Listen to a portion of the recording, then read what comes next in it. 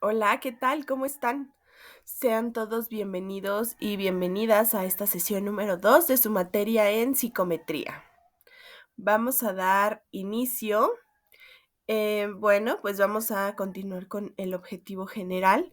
El objetivo de nuestra asignatura es que al finalizar ustedes puedan clasificar cuáles son las medidas de tendencia central, entiendan términos como la curva normal, las medidas de variabilidad, así como los límites y alcances de la psicometría, con la finalidad de que ustedes puedan operar los elementos básicos de esta asignatura, como son la clasificación, los tipos y características generales para su aplicación en áreas educativas, sociales y clínicas.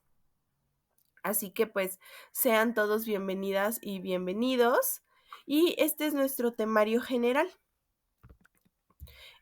Vamos a hablar acerca de los límites y alcances de la psicometría, cuáles son los elementos básicos, las escalas de medición y cómo es la psicometría y sus aplicaciones. Entonces, si recuerdan en la sesión pasada, hablábamos acerca de los límites y alcances de la psicología, cuál es la terminología a que se refiere, y hoy nos vamos a centrar en estos elementos básicos. Específicamente hablaremos de la historia y clasificación de los test, acerca de su definición, cómo es que se han ido desarrollando y cuáles son los elementos básicos de un test y los tipos de test que existen. Y como en cada sesión, vamos a realizar un resumen previo de la sesión anterior para que ustedes puedan ir como uniendo los temas que hemos estado viendo. Así que si recuerdan, en la sesión pasada hablábamos acerca de la forma de evaluación. Esta va a ser nuestra forma de evaluación. Su proyecto va a valer el 40%, sus tareas van a valer el 30% y su examen un 30% también. Entonces, estos valores van a ser tanto para primero como para segundo parcial. Y este es el proyecto final que ustedes van a desarrollar. Como yo les comentaba, ustedes van a realizar la entrega de un documento donde se explique lo entendido en la asignatura, sobre lo que es la psicometría, su importancia, la importancia que tiene para la psicología y la aplicación de la psicometría en el área que ustedes elijan. Ustedes van a elegir el área en la cual van a enfocar todo lo aprendido. Y vamos a presentar los dos proyectos más completos el día 7 de septiembre frente a toda la comunidad CETEC, y se debe elaborar una presentación formal y de máximo 5 minutos en la cual se resuma lo expuesto en dicho proyecto final, ¿no? Y esta presentación debe ser con cámara encendida y vestimenta formal. Entonces, si recuerdan, en la sesión grabada y también ya en la sesión en vivo de la semana pasada, ya les compartí las fechas de entrega. También ya podrán visualizar en Classroom cómo las fechas ya se actualizaron para que puedan hacer las entregas de sus tareas. Y viendo o hablando sobre la asignatura y lo que vimos, hablábamos acerca de la importancia que tiene medir lo psicológico, porque al final medir es inherente a todas las ciencias de formas distintas, pero miden algo. Y la conducta humana también se puede medir a través del yo psicológico, la individualidad, la conciencia y la conducta. Y es que todo esto surge de la interacción entre la estimulación ambiental y nuestra constitución biológica. Y si recuerdan, yo les decía, pues que al final tenemos que hacer un análisis de ambos términos. Debemos tener en cuenta los aspectos neurológicos, pero también los aspectos culturales, sociales y educativos para poder entender cómo se debe medir lo psicológico. Y la psicometría es la disciplina de la psicología que se basa en procesos de medición, que hace el diseño, la construcción, el ajuste y pone en marcha cualquier prueba psicológica desde perspectivas teóricas, ¿no? Que lo que busca es describir, categorizar, evaluar y buscar nuevas formas que permitan crear instrumentos y que al final nos den una idea de cómo es el comportamiento de una persona. Y al final este objetivo es que podamos medir cuantitativamente a través de datos y números aspectos cualitativos de la psicología, como es cualquier característica psíquica. Si recuerdan, en la sesión pasada también les explicaba las aplicaciones que tiene la psicometría y que mucho del proyecto que ustedes realicen lo van a enfocar a un área, ¿no? Entonces, ustedes van a elegir a qué área lo quieren enfocar, cuál va a ser el área de aplicación y en este proyecto es el área en la que se van a basar. Así que, pues hay varias áreas en las que la psicología ayudada o de la mano de la psicometría puede medir aspectos. Mucho lo vemos en la psicometría, en la psicología clínica, en recursos humanos, en la neuropsicología, cómo a través de estos instrumentos podemos medir el comportamiento. Y si ustedes se preguntan qué valores cuantifica la psicometría, pues puede asignar un valor determinado a casi cualquier rasgo psicológico de cualquier persona. Podemos asignar esto a el nivel de inteligencia, la personalidad y la actitud, a las habilidades y aptitudes, las capacidades, las reacciones y la capacidad mental. Entonces, puede ser a cualquier aspecto de cualquier ser humano, ¿no? Esto se puede aplicar sin ningún problema. Y hoy nos vamos a enfocar, la sesión del día de hoy se va a enfocar en hablar de los elementos básicos en psicometría. ¿Cuáles son los elementos que debe tener? Es decir, cómo es la historia de la psicometría y cómo es que se han ido clasificando a lo largo del tiempo los test psicológicos. En la sesión pasada ya les daba un muy breve acercamiento y les decía que la psicología es una ciencia fáctica y que lo que busca es medir atributos o características psicológicas de los seres humanos y utiliza instrumentos, que estos instrumentos se trabajan dentro de la psicometría. Pueden ser instrumentos o test proyectivos o test psicométricos, ¿no? Y les enseñaba una breve línea del tiempo donde les decía que el primer test psicométrico fue la escala métrica de inteligencia, creada por Binet y Simon, y se medía la edad mental, ¿no? Después de ello se midió el cociente intelectual o coeficiente intelectual, y fue hasta 1916 que se creó el primer test de personalidad. Y a partir de eso se empezaron a crear ya muchas teorías con respecto a cómo crear pruebas psicométricas. Pero hoy, como vamos a ahondar en el tema de cuál es la historia de la psicometría, nos vamos a ir hasta el desarrollo de las primeras dinastías en el antiguo imperio chino, ¿no? Que esto prácticamente es 200 años antes de Cristo, donde ya se crearon los primeros sistemas de evaluación a través de medir habilidades. O sea, desde ese momento, aunque no existían pruebas psicométricas como tal, los líderes del imperio chino ya medían a sus mejores soldados con base en un sistema de evaluación de habilidades. Y es que justo estas evidencias nos llevan hasta esos tiempos, 200 años antes de Cristo. Bowman, un autor que habla acerca de pruebas documentales que se conservan acerca de los orígenes de la psicometría, él dice que inició durante la dinastía Tang, que fue aproximadamente en el año 619, ¿no? Y bueno, durante estos años, como les decía, se desarrollaron sistemas de evaluación imperial que permitían la selección y promoción de funcionarios a través de esta prueba. Este sistema sí tuvo un importante impulso durante la dinastía Ming entre 1968 y 1644, porque a partir de eso se estableció un examen institucional según el mérito de los funcionarios de las diferentes áreas territoriales, ¿no? Y ahí puso en marcha los primeros sistemas de clasificación oficial mediante la expedición de los primeros títulos formales, donde acreditaban el acceso a los diferentes niveles de responsabilidad. Entonces, desde ahí la medición ya fue un tema importante, porque ya medían las aptitudes de las personas, las aptitudes de los funcionarios, Y entonces, a partir de esa medición, ya les expedían un documento, que es un título, ¿no? De tienes esta posición y te la ganaste. Estos sistemas de evaluación sí fueron fácilmente homologados a los de la educación formal en Europa y se desarrollaron los primeros exámenes orales a estudiantes a partir del siglo VIII. Entonces también en el área educativa fue un gran avance porque se crearon los primeros exámenes para estudiantes.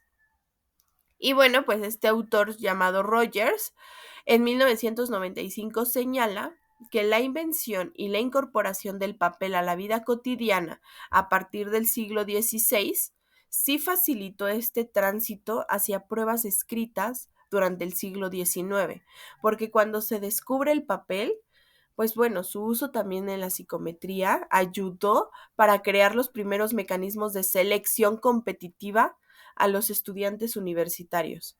Entonces, desde ese entonces hasta el día de hoy, existen los exámenes de admisión para estudiantes universitarios, ¿no? Y esto pues a través de la psicometría en el ámbito educativo.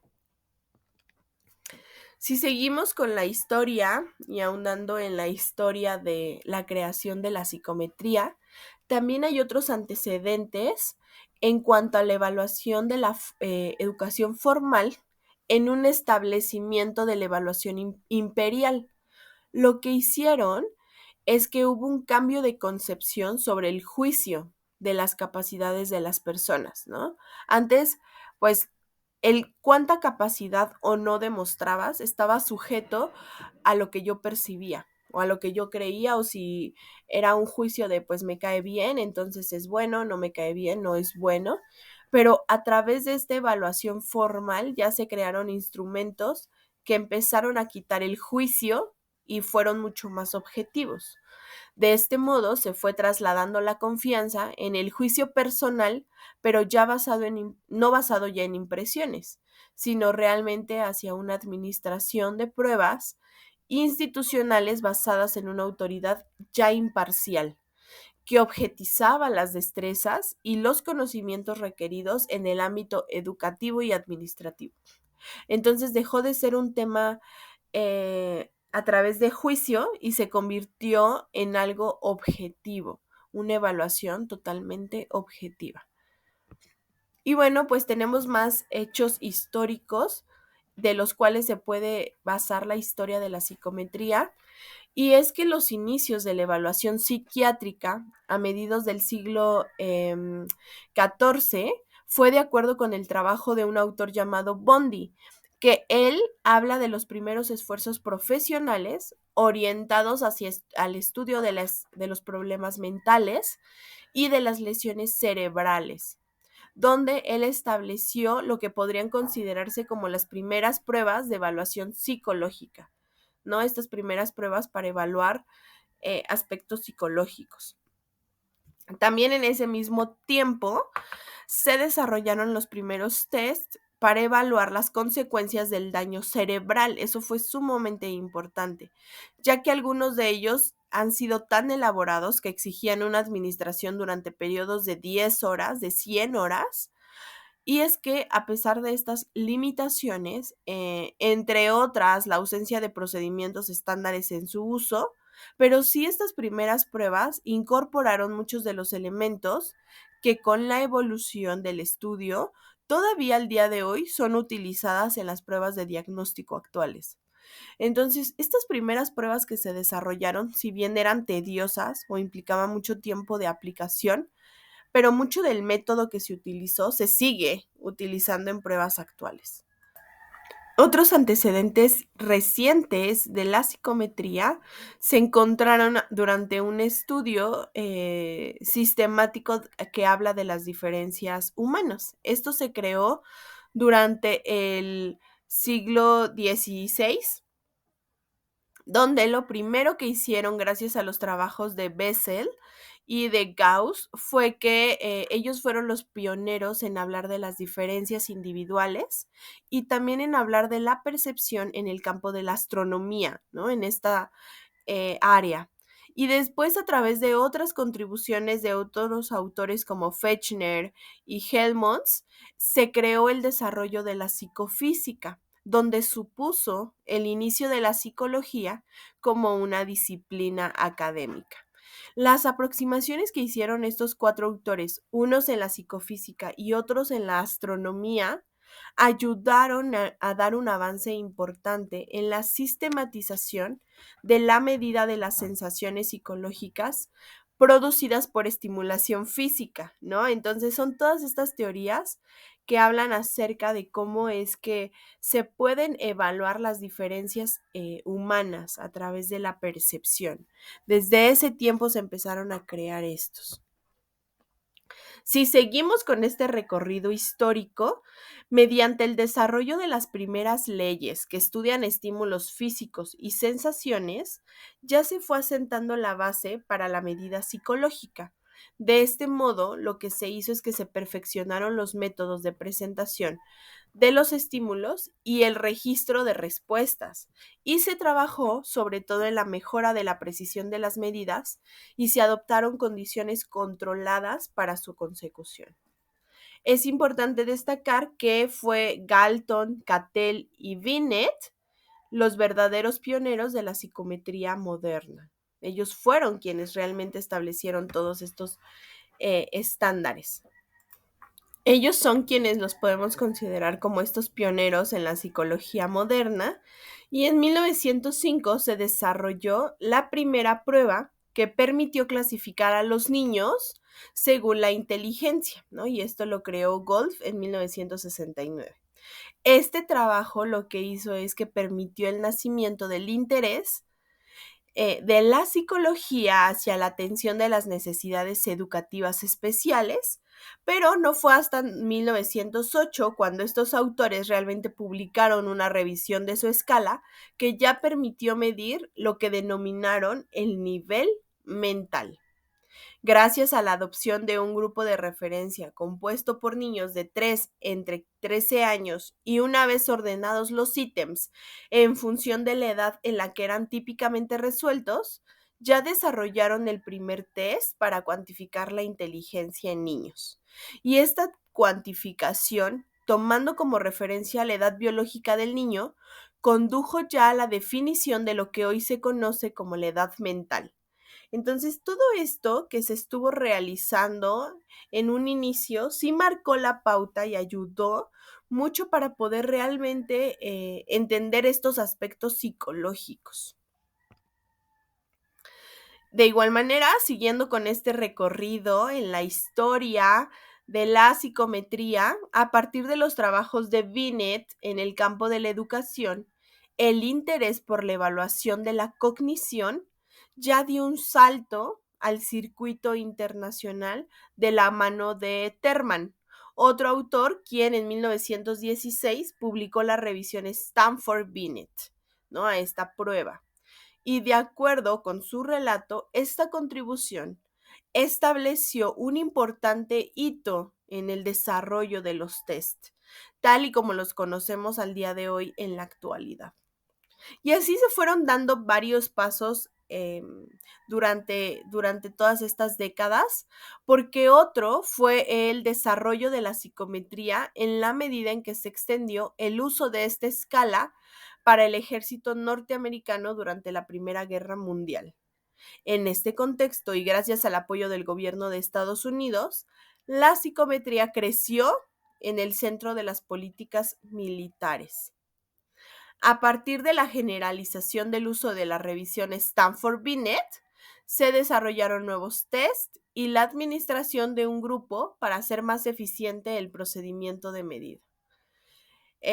También en este periodo de tiempo, Yerkes desarrolló algo que se llama Test Army Alpha y Beta, que también abordaron una controversia importante sobre los sesgos culturales de los tests que se fueron construyendo durante las primeras décadas del siglo XX. Entonces, todo esto que se estuvo haciendo, pues ayuda y contribuye a dar un paso más dentro de y darle esta importancia a la psicometría dentro de cualquier ámbito, que eso fue sumamente importante. Em, Después, ¿cómo es que se fue desarrollando? Pues fue Spearman en 1963 y 1945 quien concibió la inteligencia como un único factor, es decir, le llamó el factor G, que explicaría las puntuaciones en los diferentes test de inteligencia desarrolladas hasta el momento, ¿no? Y cambió también desde la posición alternativa que encabezó Thurston, donde decía que la inteligencia estaría compuesta en realidad por varios factores específicos. Entonces, cada autor, dependiendo de su enfoque, le fue dando una puntuación o un valor a estos términos como la inteligencia, ¿no? Y en ese entonces, como ustedes pueden ver, la inteligencia fue algo que llamó mucho la atención de todos ellos, como entender que se podía medir la inteligencia fue algo en lo que la mayoría de estos autores se enfocó. Y más allá de las consecuencias teóricas sobre la medida de la inteligencia, el perfeccionamiento del análisis factorial permitió al final pavimentar este camino estadístico para el desarrollo de la psicometría hasta finales del siglo XX. Esta visión de inteligencia como un conjunto determinado de aptitudes cognitivas específicas contribuyó necesariamente al desarrollo de los primeros estudios sistemáticos de validez. Tal como sucedió durante la Primera Guerra Mundial, el gobierno norteamericano volvió a incorporar estas prácticas a sus programas de reclutamiento unos años antes de participar en la Segunda Guerra Mundial. Lo que buscaban era medir las aptitudes de estos soldados y a los mejores, pues mandarlos a la guerra.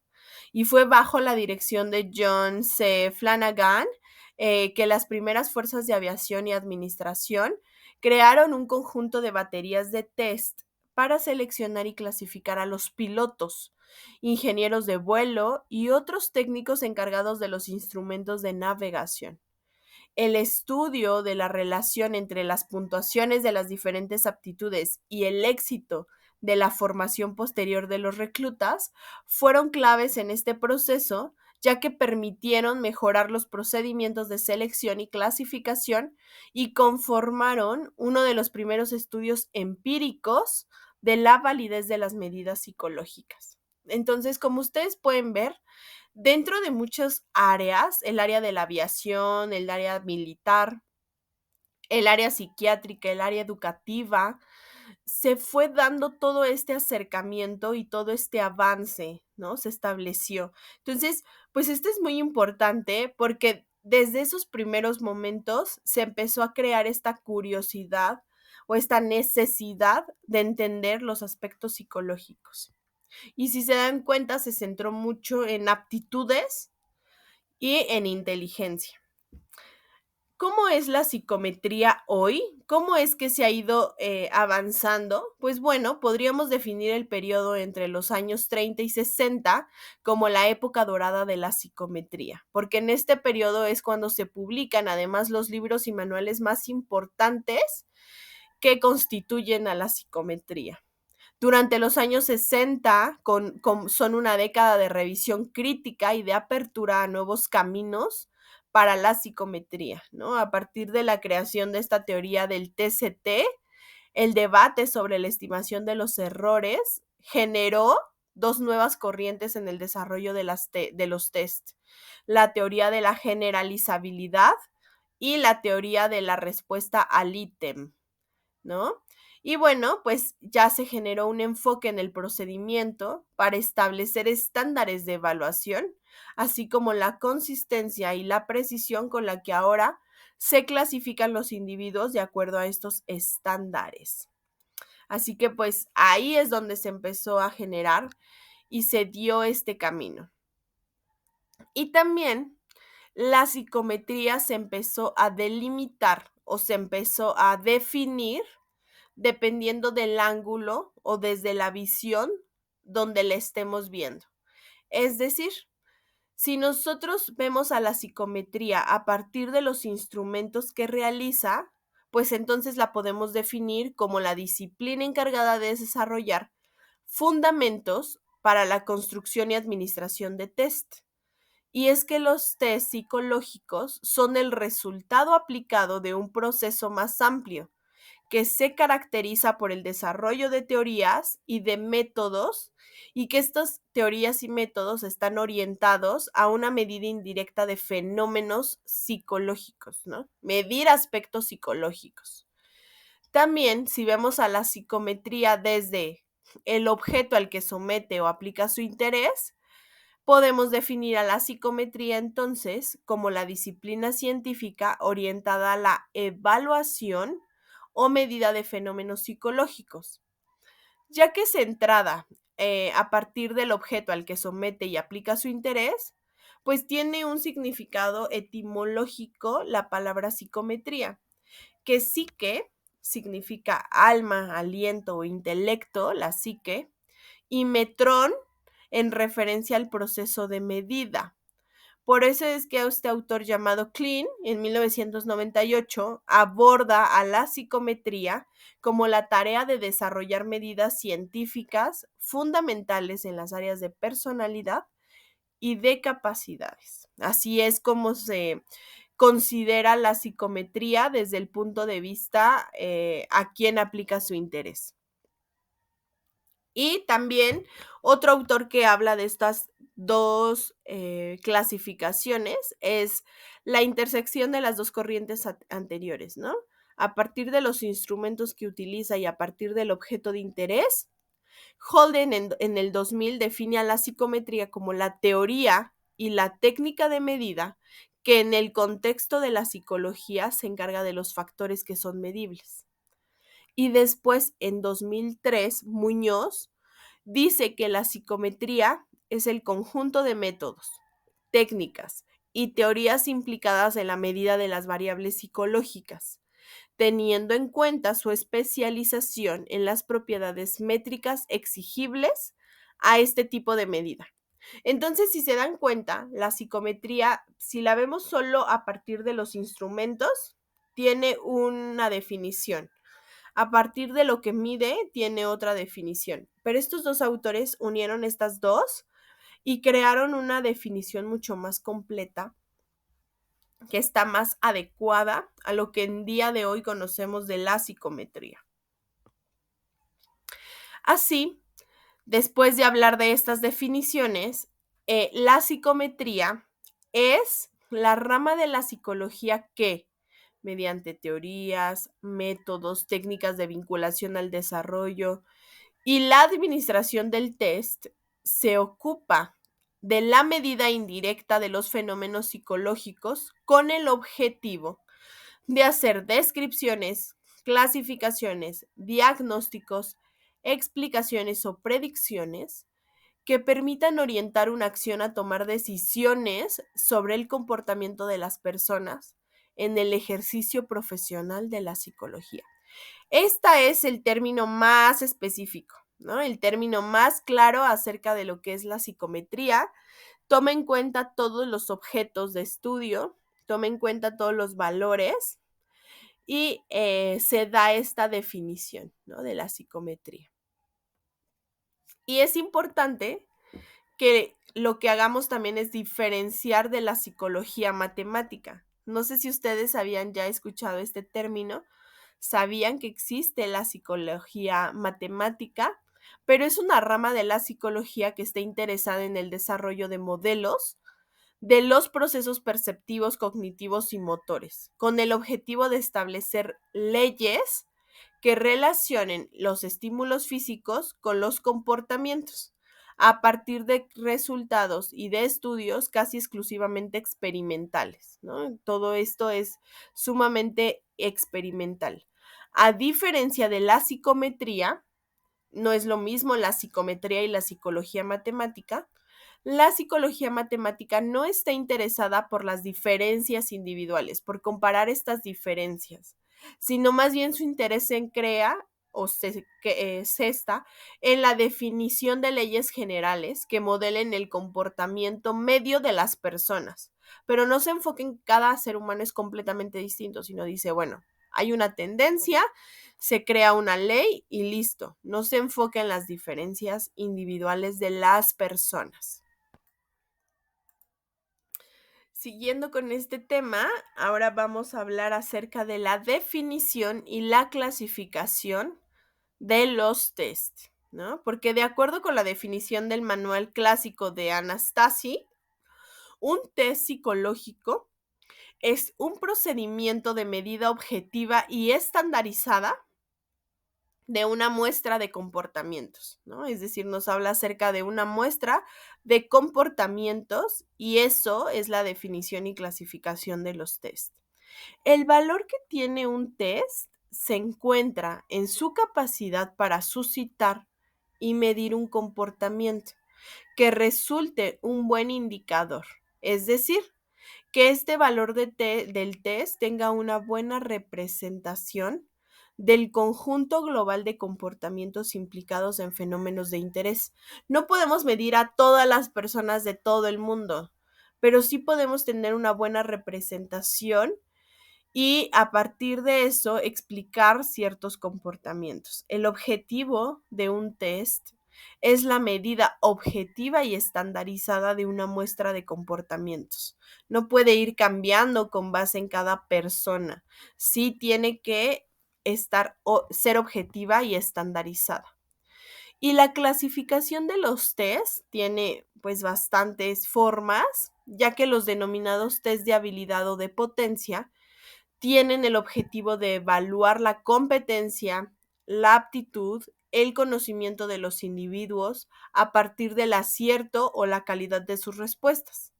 Son pruebas que discriminan respuestas correctas o incorrectas y esta es la base para puntuar las ejecuciones individuales, ¿no? Entonces, por un lado, tenemos en esta clasificación a los test de habilidad, que sí implica discriminar entre respuestas correctas e incorrectas. Pero también tenemos a lo que son los test de personalidad, que estos tienen un objeto diferente y pretenden en realidad conocer de manera general las motivaciones, las preferencias, las opiniones o actitudes de los individuos frente a un determinado estímulo. En este tipo de test que tiene que ver con la personalidad, no hay respuestas correctas o incorrectas y por lo tanto no sirven para evaluar el acierto o el error de los individuos, ¿no? No se basan en estos ítems de aciertos o error como sí lo hacen los test de habilidad. Cada uno tiene un enfoque completamente distinto y ese es muy importante mencionarlo. Y existen diferencias entre varios términos que quiero puntualizar, porque sí es importante que veamos cuáles son las diferencias de estos términos. Los test de personalidad también son llamados cuestionarios, inventarios o escalas. Y a pesar de que no siempre tienen este uso, porque como tal no tienen, estos cuestionarios no tienen respuestas correctas o incorrectas, pero así también son llamados, ¿no? Los test de personalidad. El término escala también puede resultar un sinónimo de test cuando está conformado por diferentes partes o incluso cada una de estas partes para reflejar alguna dimensión o alguna característica específica que mide el contexto del test global. Entonces, también a un test se le puede llamar escala por el hecho de que tiene diferentes partes y que mide diferentes aspectos. Otro término es el de batería, que también se utiliza, ¿no? Batería psicológica. Y tiene un significado unívoco, ¿no? Es decir, muy similar en todos y puede hacer referencia tanto a un test compuesto por varias partes como una selección de diferentes test administrados conjuntamente por un profesional en una evaluación psicológica determinada. Entonces, cuando hablamos de batería, sí nos podemos referir a un solo test o a varios tipos de test que se utilizan, se unen y entonces se crea una batería psicológica. A eso es a lo que hace referencia. Entonces, ustedes van a escuchar estos diferentes términos y es importante que hagamos como la señalización y la diferencia, porque al final, si bien tienen diferencias, pero muchas veces en el campo laboral se utilizan como sinónimos, ¿no? Parecería que son como lo mismo. Entonces, pues no pasa nada. En realidad solamente hay que empezar a diferenciarlos pero también saber que en algún punto se pueden utilizar como sinónimos. Y ahora vamos a hablar detalladamente de cuál es la clasificación de los tests, porque justo parte de esto que vamos a ver es una de las tareas que ustedes van a realizar en Classroom y tienen que realizar un mapa conceptual acerca de cuál es la clasificación de los tests. Entonces, ustedes pueden ver al menos ahora 8 tipos de clasificaciones, según el propósito, según el contenido, según el estatus comercial, según el tipo de administración, según las demandas exigidas, según la interpretación de las puntuaciones, según el tratamiento de las respuestas y según el formato. Dependiendo de estos supuestos, es como vamos a clasificar los tests y vamos a ver cómo podemos utilizar cada uno de ellos. Esto es muy importante porque los tests no solo son de una forma u otra, no solo se utilizan de un modo u otro, se utiliza una cantidad tan variable de opciones y podemos hacer un test que sea según el propósito de una manera, pero según el contenido de otra, según el tratamiento de otra, y en un mismo test vamos a poder ver o visualizar todas estas diferencias. Entonces, por ello es muy importante que ustedes lo conozcan para que sepan las diferentes clasificaciones que tienen y las diferentes formas en que pueden ustedes desarrollar un test. Y bueno, vamos a ir poco a poco con cada uno de estos aspectos. Y si analizamos la clasificación de los test según su propósito, puede haber dos propósitos, ¿no? Los test pueden tener diferentes finalidades y entre ellas podemos destacar dos que son fundamentales. Según su propósito puede ser la diagnosis, que está orientada a la evaluación de las condiciones actuales de los individuos, como si fuera un diagnóstico de cómo te encuentras hoy, como cuando vamos al médico y le decimos, es que nos duele la garganta, nos duele el estómago, y entonces nos da un diagnóstico de cómo hoy son nuestras condiciones. Y la predicción, que la predicción se propone relacionar la medida actual con el comportamiento de las personas en situaciones futuras, ¿no? La predicción dice, bueno, hoy se comporta de esta manera, pero si sigue pasando, en 10 años va a pasar esto. Tratan de predecir situaciones futuras. Según su contenido, bueno, pues se pueden distinguir 3 grupos de test según el contenido. Puede ser una evaluación de habilidades cognitivas, puede ser de personalidad o puede ser de actitudes. Estos son los 3 tipos de contenidos que podemos incluir en los test. Si clasificamos a los test de acuerdo al tipo de administración, pueden ser administración de test individuales o grupales. Se pueden distinguir los test que requieren una administración a un único individuo o permiten hacerlo con un grupo de individuos al mismo tiempo. Y esto mucho depende del propósito, ¿no? ¿Por qué? Porque yo puedo aplicar un test individual si solamente me quiero centrar en una persona y medir aspectos solo de esa persona. Pero puedo aplicar test de manera grupal para a lo mejor medir tendencias o compararlos entre varios, ¿no? Entonces, nosotros podemos elegir si es un test grupal o individual. También podemos distinguir entre test verbales y no verbales. Esta función de si se hace o no una presentación oral o escrita del test y de sus instrucciones, va en función de eso, ¿no? De si nosotros elegimos que sea de manera oral, de manera escrita, y pueden ser test verbales o test no verbales.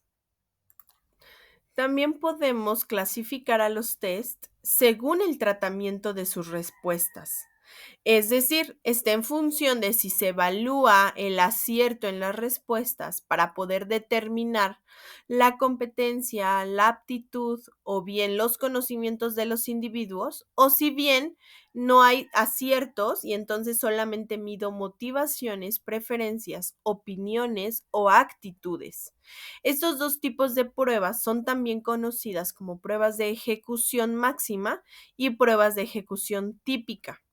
Entonces, hay pruebas que sí requiero conocer un acierto y que el acierto me va a decir el nivel de inteligencia, de edad mental, de aptitud, pero ¿cómo puede ser un acierto, una motivación, si cada uno de nosotros tenemos actitudes, opiniones diferentes, personalidades completamente distintas? Entonces, no lo podemos medir todo a través de aciertos o no, ¿vale?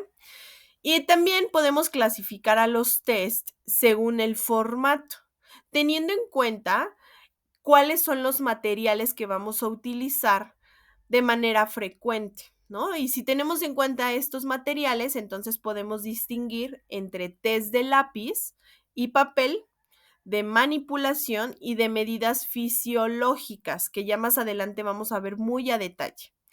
Los test que nos referimos de lápiz y papel es cuando nos presentan los ítems, preguntas en papel y requieren que el individuo dé algún tipo de respuesta, pero que sea escrita. También pueden haber test computarizados, a pesar de que no usan el papel, podrían ser incluidos en esta categoría porque exigen algún tipo de respuesta escrita, aunque ya sea mediante dispositivos electrónicos. Pero también los test computarizados se pueden considerar como test de lápiz y papel. Por otro lado, tenemos los test de manipulación. Son aquellos que presentan una serie de objetos, imágenes, rompecabezas a los individuos a evaluar para que resuelvan o demuestren una habilidad.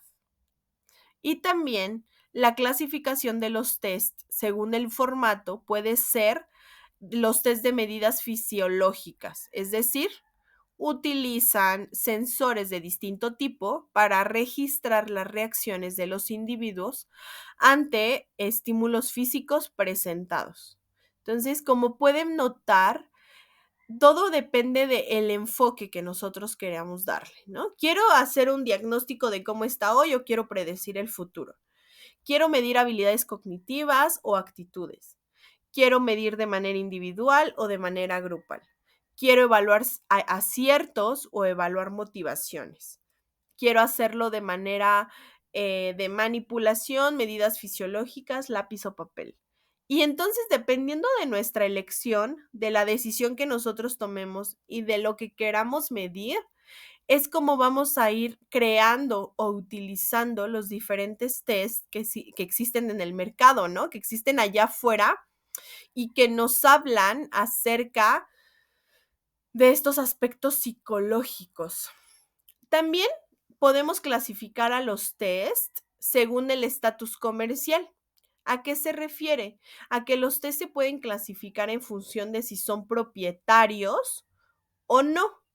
Los test propietarios o comerciales son los test que requieren el pago para su uso e incluyen ejemplares del propio test, un manual que contiene la información sobre su desarrollo y sobre sus propiedades psicométricas, tiene hojas de corrección, de respuestas, tablas para interpretar las puntuaciones en relación con grupos de referencia. Es decir, son estos paquetes de pruebas psicométricas que se envían y sobre todo en México, Manual Moderno es quien se encarga de hacer esta comercialización de las pruebas psicométricas. Tú le solicitas a Manual Moderno una prueba, te dice así cuesta 500, sobre todo solamente se las venden a psicólogos.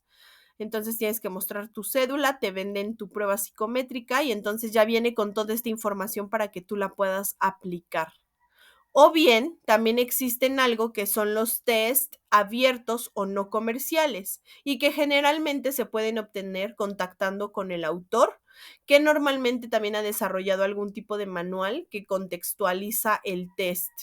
Pero Estos test, pues incluso, digo, no es que sean completamente apropiados, tenemos que revisarlos, pero es como los test que existen en Internet.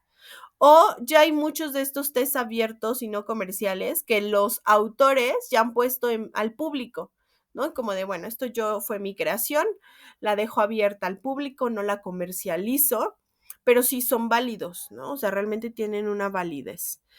Y también, según las demandas exigidas, podemos clasificar a los test por test de velocidad o rapidez o test de potencia o dificultad.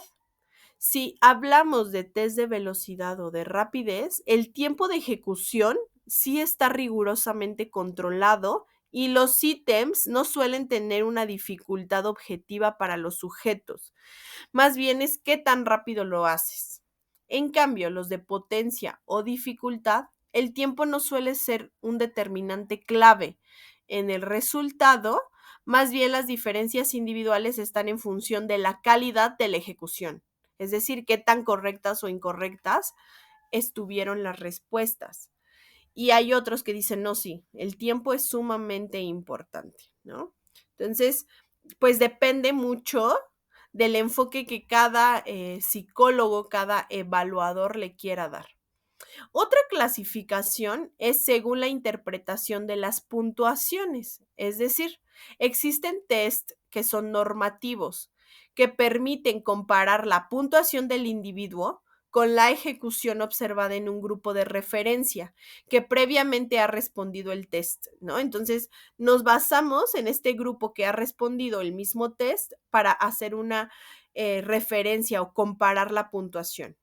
Este grupo puede estar compuesto por un muestreo probabilístico cuando representa la población de referencia o no probabilístico, cuando estamos interesados solo en comparar con esta puntuación con un grupo de personas que cumple características determinadas. También, según la interpretación de las puntuaciones, pueden ser test referidos a criterio.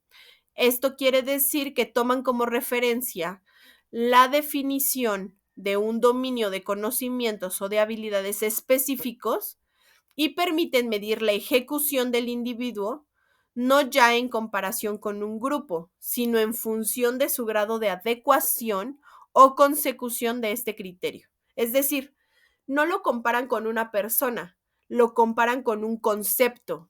El concepto de em, cocinar, el concepto de chef es este.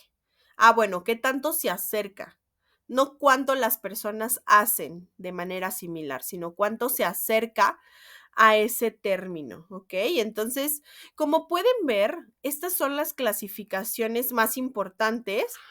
Hay muchas más, porque yo mediante esta investigación que hago previa a las asignaturas y la lectura que hago, pues hay muchas clasificaciones.